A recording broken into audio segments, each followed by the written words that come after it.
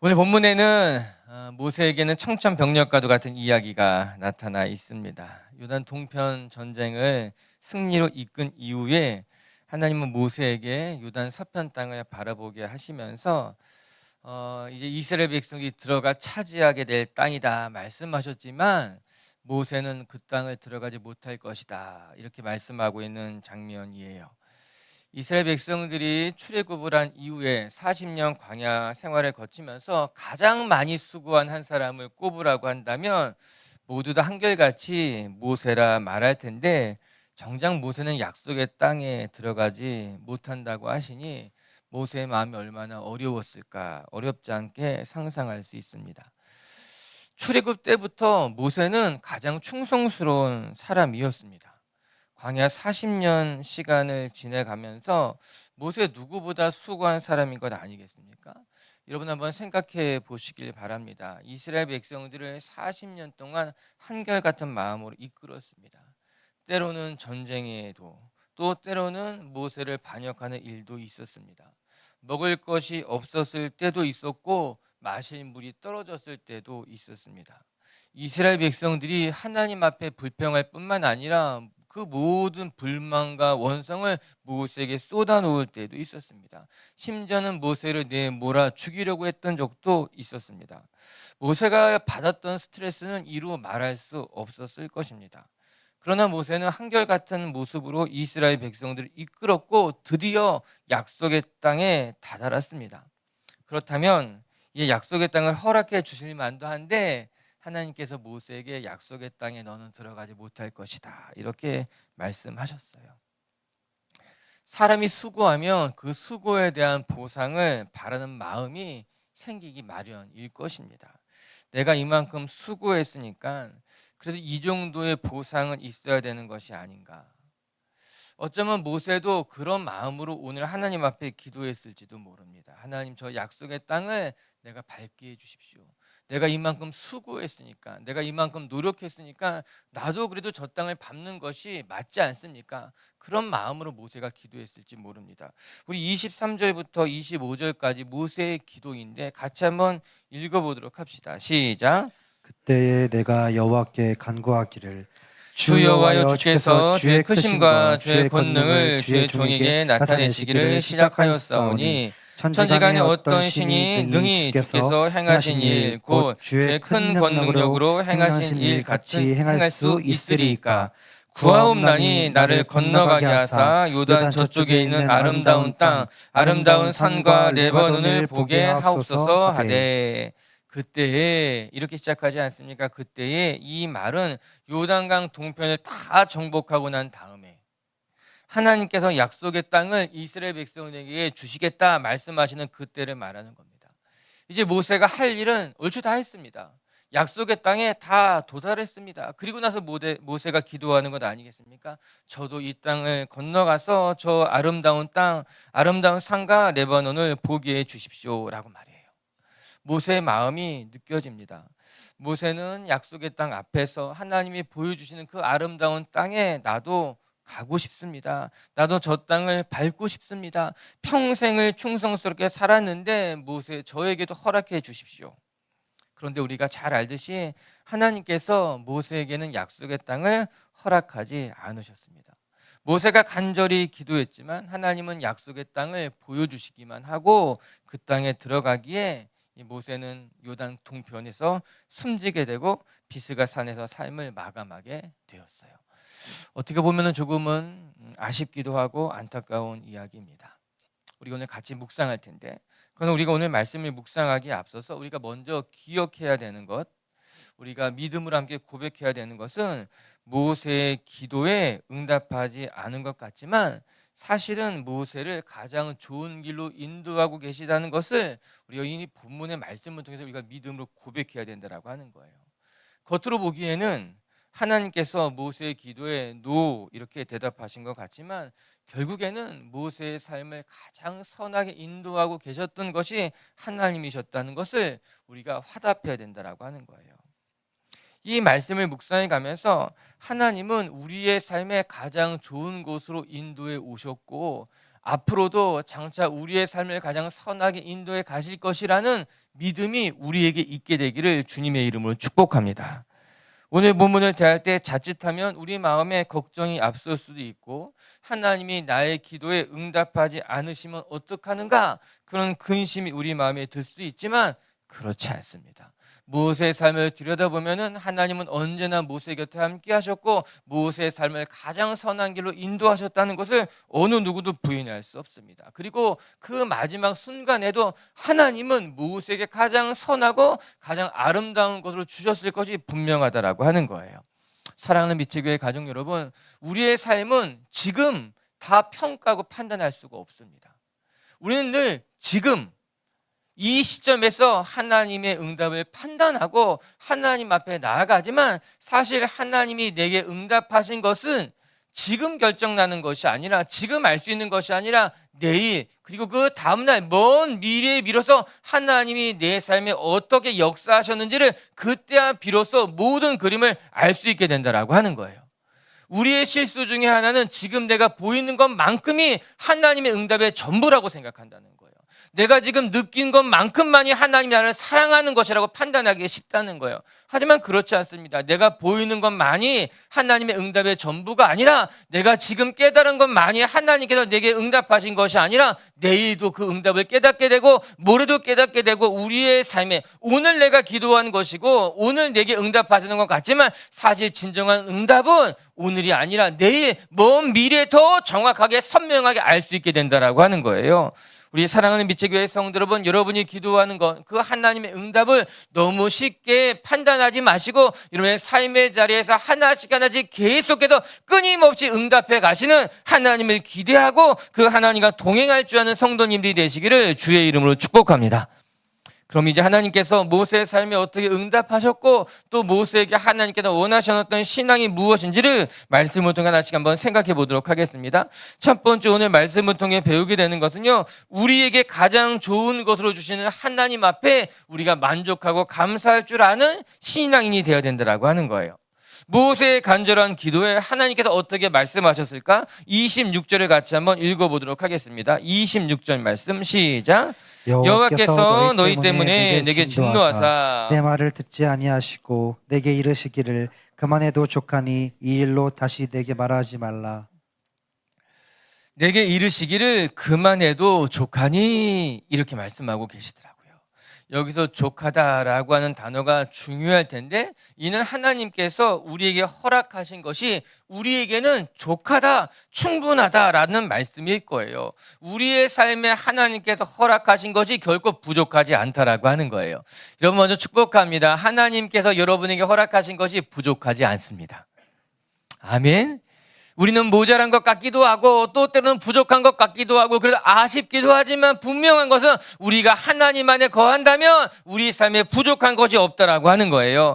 하나님께서 모세에게 말씀하셨습니다. 너의 삶이 족하니 너의 삶에 부족하지 않았으니 너는 그것으로 만족할 줄 알아야 된다. 여러분 모세의 삶을 돌아보게 하시는 것입니다. 바로의 폭정으로 말미암아 모세는 나일강에 버려질 수밖에 없었습니다.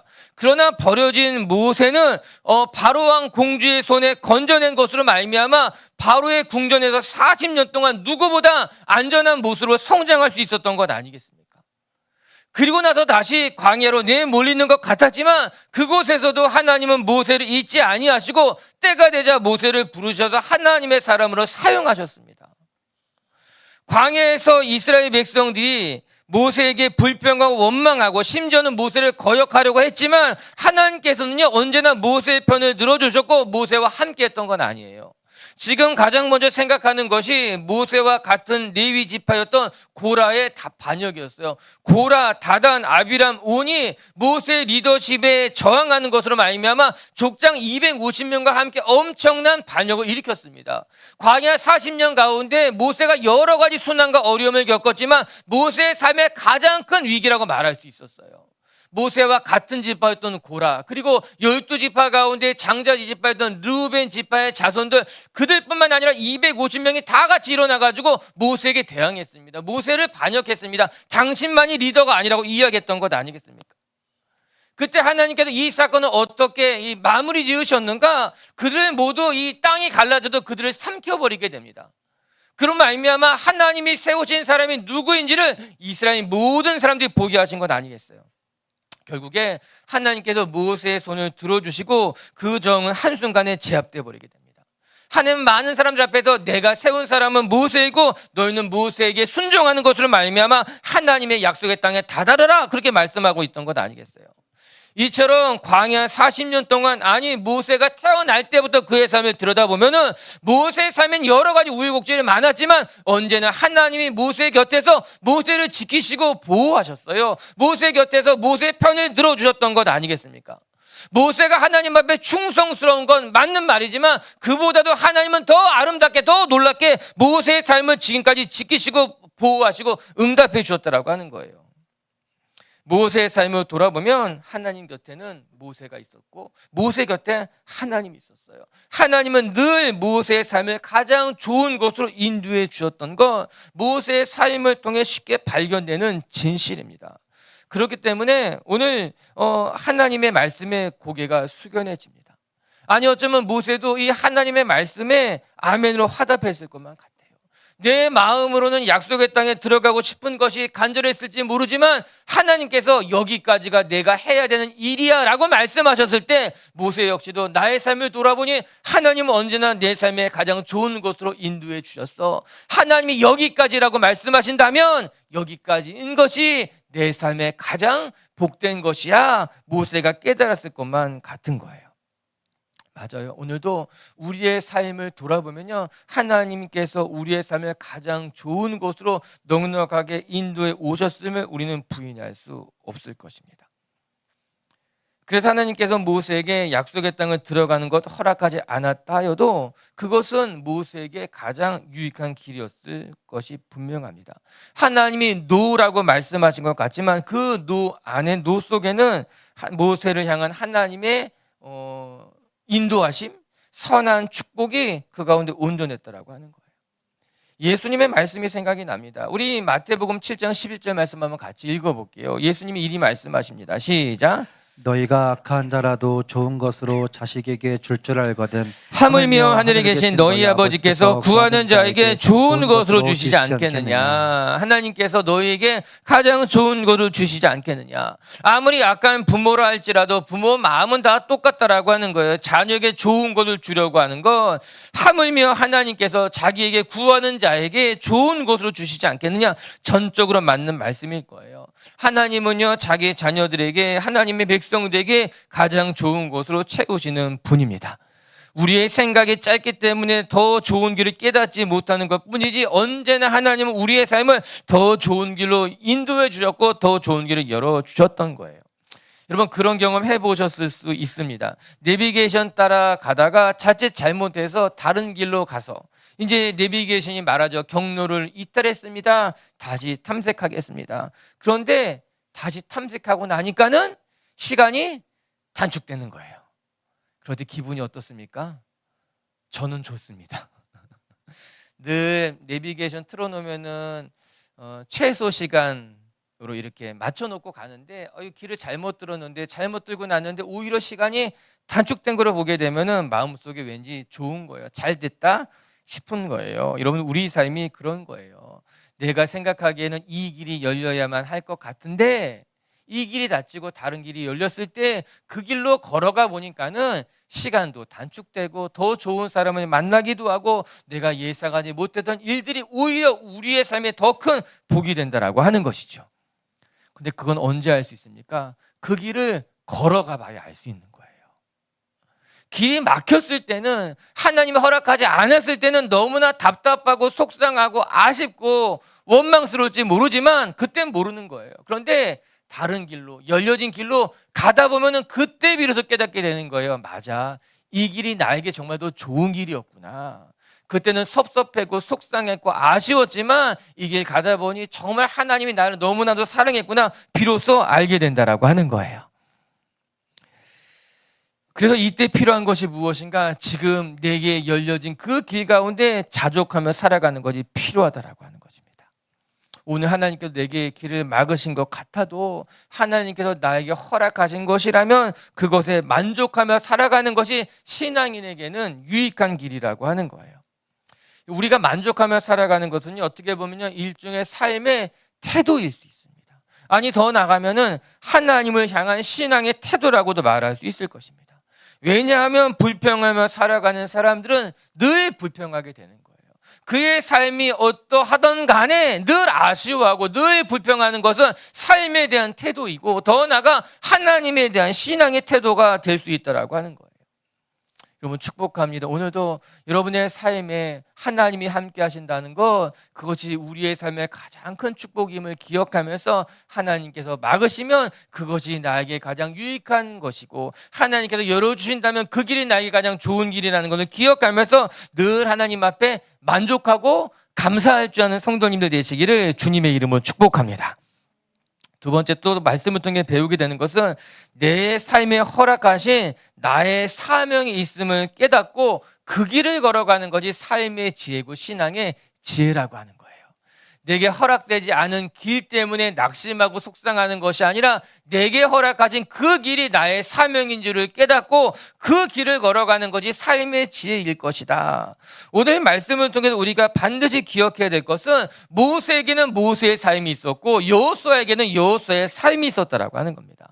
모세는 모세의 길을 걸어가는 것이고 여호수아는 여호수아의 길을 걸어가는 것이에요. 하나님께서 그 말씀하고 계신 것입니다. 하나님께서 모세에게 그 아름다운 땅을 보여주고 나서 너는 여기 못 갈 것이다, 이 속 터지는 말씀을 하려고 비스그산 꼭대기에 올라가서 약속의 땅을 보여주신 게 아니에요. 하나님께서 말씀하시는 것은요, 너 여기까지가 너의 삶이니 수고했다는 거예요. 그리고 이제 보여주는 저 땅은 여호수아의 삶이니 또 여호수아를 세우라고 하는 거예요. 28절 말씀 한번 읽어볼게요. 시작. 너는 여호수아에게 명령하고 그를 담대하게 하며 그를 강하게 하라. 그는 이 백성을 거느리고 건너가서 내가 볼 땅을 그들이 기업으로 얻게 하리라 하셨느니라. 모세에게 당부하시는 것이 무엇입니까? 여호수아를 준비하라는 말씀이에요. 이제 약속의 땅에 들어가서 정복 전쟁을 이끌어갈 그 여호수아이기에 모세는 여호수아를 준비시키는 것, 그것까지가 너가 해야 될 일이야, 이 말씀하시는 장면입니다. 우리가 이 말씀을 통해서 배우게 되는 것은 모세에게 맡겨진 삶이 있고 여호수아에게 맡겨진 삶이 있는데 그 다르다라고 하는 거죠. 모세에게 맡겨진 사명은 이스라엘 백성들을 출애굽시켜서 광야 40년 동안 그들을 믿음으로 이끌어가는 것, 그것이 모세의 사명이에요. 이 사명은 너무나 귀한 사명이고 아무나 감당할 수 있는 사명이 아니었어요. 모세에게 적합한 사명이었습니다. 이 일은 모세가 적임자였다라고 하는 거예요. 그래서 하나님께서 그 많은 사람들 가운데 모세를 부르시고 모세를 통해서 이스라엘 백성들을 맡기신 겁니다. 그러나 약속의 땅을 정복하는 일은 여호수아가 적임자였던 겁니다. 그래서 여호수아를 부르시고 여호수아를 세우신 거예요. 여호수아는 늘 모세 곁에서 모세와 함께했던 사람이었습니다. 그뿐만 아니라 광야에서 이스라엘이 어떤 적과 맞서 싸울 때 그 전쟁을 진두지휘했던 사람은 모세가 아니라 여호수아였어요. 아말렉과의 전쟁에서 그 전쟁을 위해서 영적으로 기도해야 되는 사람은 모세였지만 그들과 맞서 싸워서 승리로 이끄는 사람은 여호수아였던 것입니다. 여호수아는 아주 오래전부터 잘 준비된 사람이었던 것만 같아요. 무엇에? 여리고성을 정복하고 가나안 땅을 정복하는 데 있어서 하나님이 오래전부터 예비해 놓으셨던 하나님의 사람이라고 하는 겁니다. 이 두 사람은 자질과 역할, 그들이 걸어온 삶의 배경 모두 다 다른 길을 걸어온 사람이에요. 모세는 출애굽을 위해서 버려졌지만 바로의 궁전에서 40년 동안 자란 사람이에요. 모세의 삶을 들여다보면요, 모세의 삶은 정말 출애굽에 준비된 사람이었던 것이고, 여호수아의 삶을 들여다보면은 가나안 정복 전쟁을 위해서 준비되었던 사람이었던 것을 어느 누구도 부인하지 못하겠더라고요. 하나님이 오래전부터 그들을 예비해 놓으시고 준비시켜 놓은 것 아니겠습니까? 두 사람 모두 삶의 배경이 다르고 자질이 다르고 역할이 다르고 그래서 사명이 달랐을 뿐이라고 하는 것입니다. 사람마다 생김새가 다르듯이 할 줄 아는 것도 다릅니다. 그렇기 때문에 각자가 걸어가는 길이 다를 수밖에 없는 거예요. 똑같은 엄마의 뱃속에서 태어난 자녀들이라 하여도 다 다르잖아요. 심지어는 쌍둥이로 같은 날에 태어난 아이라 하여도 태어났을 때는 똑같아 보일지 모르지만 아이들이 자라나면서 성격도 달라지고 생각하는 것도 달라지고 심지어는 태어났을 때는 똑같이 태어나도 구분하기가 힘들었어도 자라다 보면은 생김새마저도 달라진다고 하는 것 아니겠어요? 여러분, 우리에게 똑같은 사람은 아무도 없습니다. 우리의 생김새가 다 다른 것 같이 우리에게 주어진 삶도 다르고 우리가 살아가야 될 사명도 다르다라고 하는 거예요. 이에 바울은 에베소 성도들에게 우리는 다 각자의 은사가 있다고 이야기합니다. 어떤 사람은 선지자로 부르시고 어떤 사람은 사도로 부르고 어떤 사람은 목사로 부른 것으로 말미암아 우리가 하나님을 사랑하는 마음은 다 똑같을지 모르지만 하나님을 향해 열심은 다 똑같을지 모르지만 각자 주어진 위치가 다르다라고 하는 거예요. 에베소서 4장 11절과 12절의 말씀을 같이 한번 읽어보도록 하면요, 이렇습니다. 시작.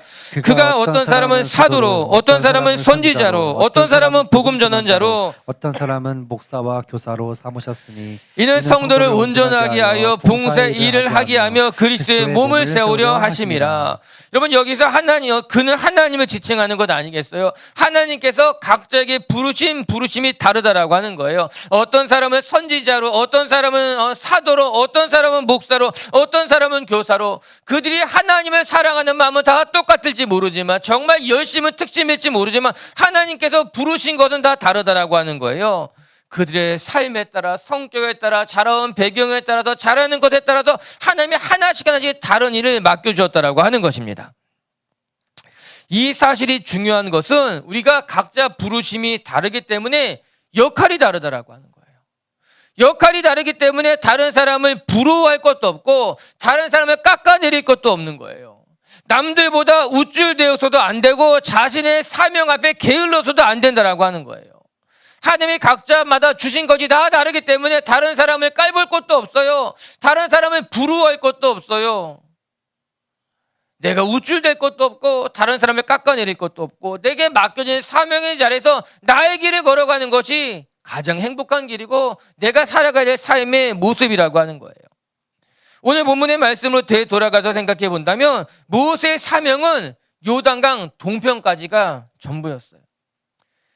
출애굽하고 광야 40년 동안 이스라엘 백성들을 믿음으로 잘 이끌어오고 요단 동편에 있는 아모리 왕 시온과 바산 왕 옥을 이 절대 강자였던 그들을 무찌르는 것까지가 모세에게 맡겨진 사명이고 모세가 해야 되는 일이었어요.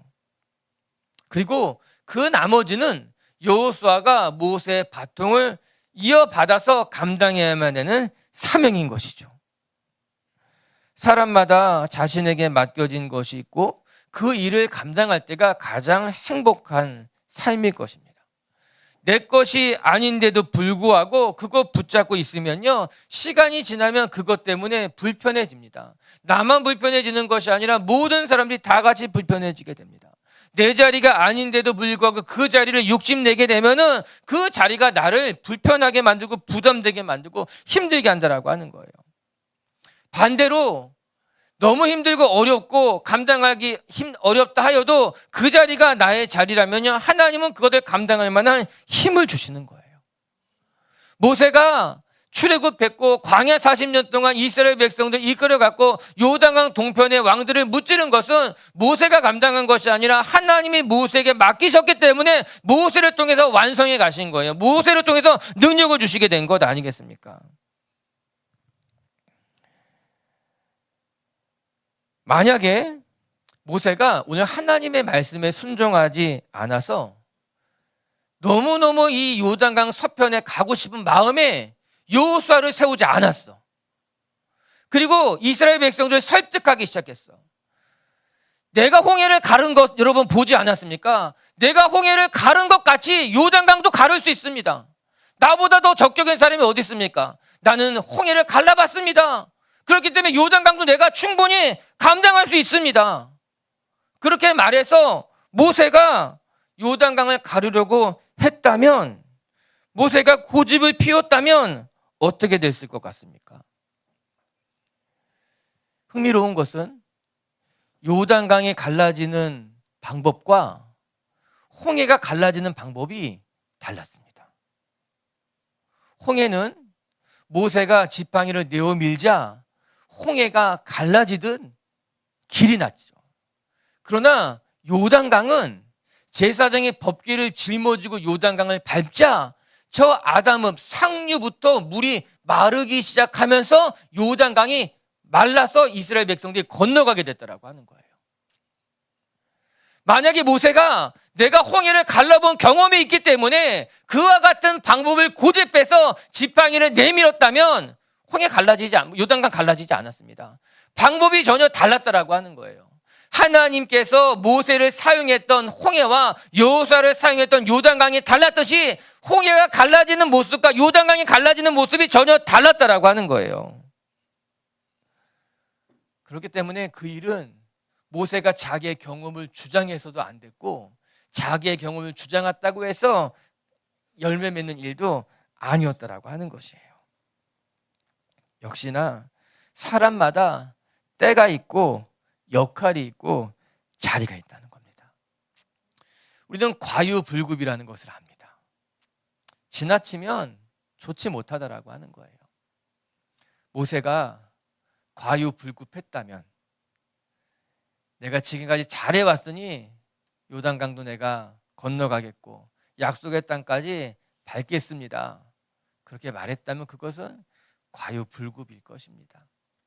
하지만 모세는 하나님의 사람이고 하나님의 마음을 헤아릴 줄 아는 사람이었어요. 내게 맡겨진 길이 여기까지라는 것을 누구보다 잘 알았기에 비스산 꼭대기에서 약속의 땅을 바라보면서 자신의 삶을 마감하며 하나님 앞에 올려드리게 된 것 아니겠습니까?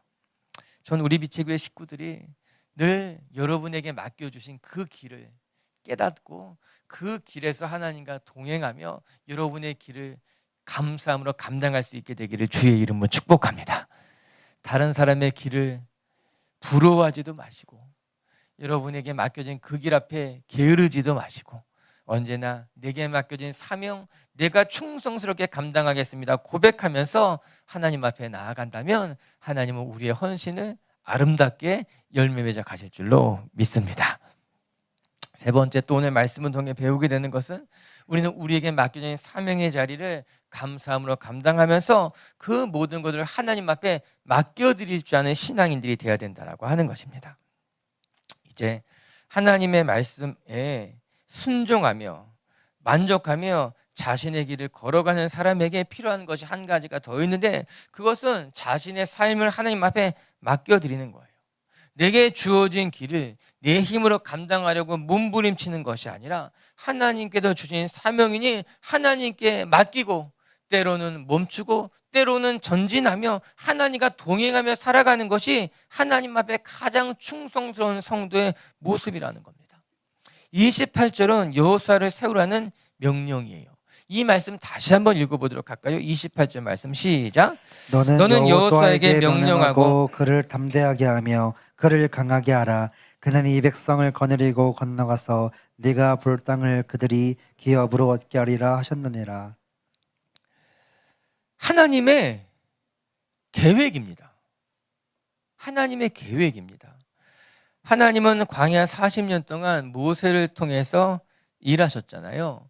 홍해를 가르고 10여 명을 쓰여진 돌판을 모세를 통해 이스라엘 백성들에게 주셨고 반석에서 물이 나게 하셨어요.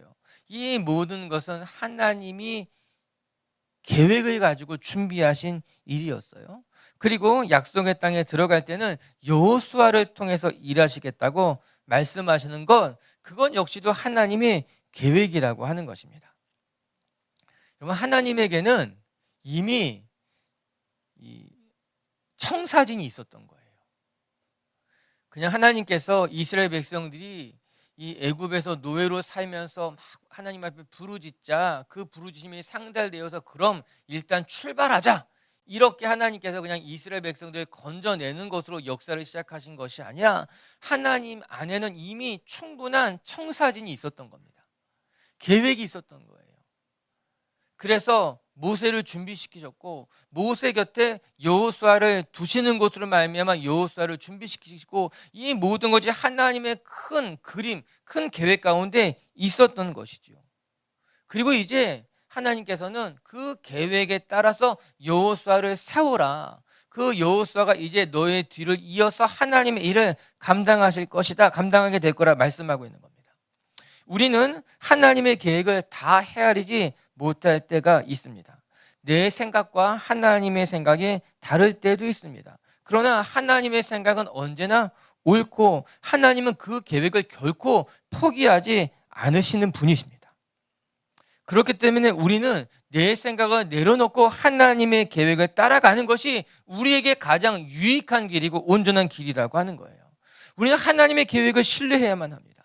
여러분의 삶에 하나님이 가지고 계신 그 계획을 우리는 신뢰해야만 하는 거예요. 어렸을 때 운동을 해도 어렸을 때에는 운동을 하면은 전략과 전술 그런 거 전혀 없었습니다. 제가 어렸을 때는 축구를 하면은 누가 제일 축구를 잘했느냐, 뻥 차고 제일 빨리 달려가는 사람이 제일 축구 잘하는 사람이었어요. 그게 전부였어요. 야구를 해도 그냥 세게 던지고 공을 잘 치는 사람이 야구를 잘하는 사람이었어요. 그런데 요즘 경기를 보게 되면은 모든 운동 경기에 놀라운 전략들이 있어요. 작전들이 있어요. 그리고 그 치밀한 작전을 가지고 경기에 임할 때에 이제 상대와 맞서 승리할 수 있는 확률도 높아진다라고 하는 것이죠.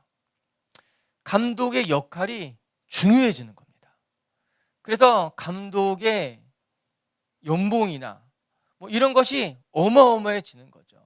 똑같은 선수들을 데리고 경기를 치른다 하여도 감독이 선수들을 훈련시키고 훈련시킨 선수를 가지고 경기에 임할 때 다르다는 겁니다. 이 감독의 전략과 전술, 지혜가 필요하다라고 하는 것이죠. 전 옛날에 운동선수들은 머리가 나쁜 줄 알았어요.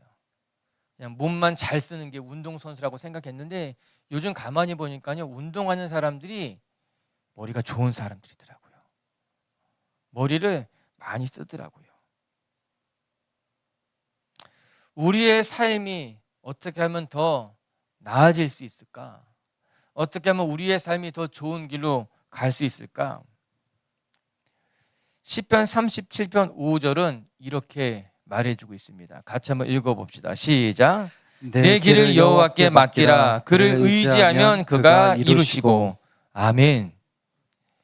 하나님이 우리의 삶에 계획이 있으시다는 거예요. 그 계획을 가지고 우리의 삶을 치밀하게 한 칸씩 한 칸씩 이끌어 가고 계신다는 거예요.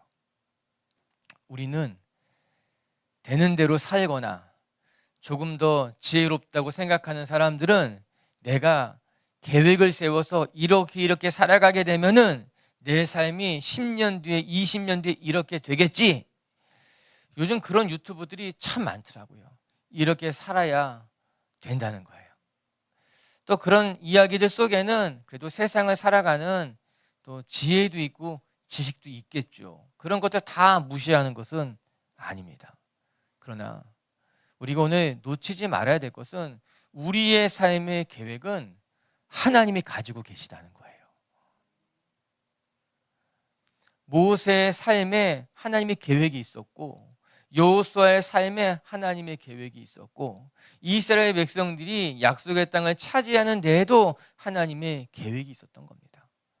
그리고 그 계획에 따라서 하나님이 모세를 사용하셨다가 이제는 여호수아를 사용하시고 그렇게 약속의 땅을 이스라엘 백성들에게 건네주게 되는 거, 이 하나님이 다 가지고 계셨던 큰 계획이라고 하는 거예요.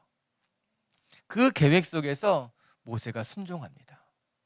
내 생각보다 하나님의 생각이 나으니 하나님이 여기까지라고 말씀하신다면 여기까지입니다 고백하면서 하나님 앞에 자신의 삶을 맡겨드리죠. 그리고 여호수아를 세웁니다. 여호수아 역시 하나님의 말씀에 순종하여 두렵고 떨렸지만 좌로나 우로나 치우치지 않고 하나님의 말씀에 순종하여 약속의 땅을 정복하게 되는 것 아니겠습니까? 오늘 설교를 마무리하면서 여러분에게 말씀드리고 싶은 거예요. 여러분, 하나님 앞에 우리의 삶을 맡기면 하나님께서 인도해 가실 거예요. 가장 좋은 길로 인도해 가실 거예요.